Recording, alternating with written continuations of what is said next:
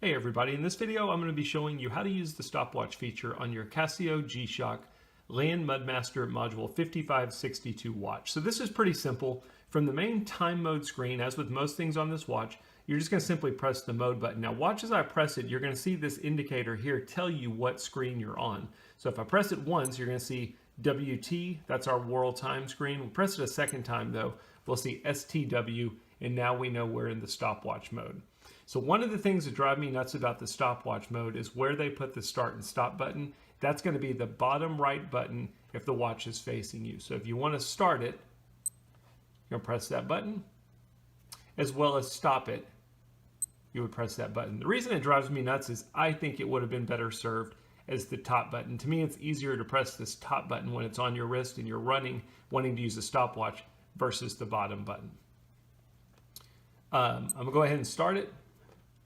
Stop it. If you want to reset it while it's stopped, you're just going to press the adjust button, which is the upper left-hand button, and that will reset the stopwatch.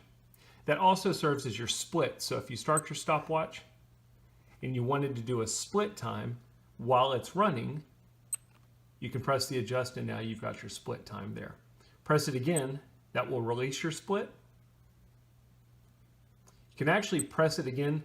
During your split, you can press the stop, and then you can release it and you can get back to your main stopwatch. Basically, it's for if you've got two runners and one of them finishes and you want to continue on with the first stopwatch without having the split.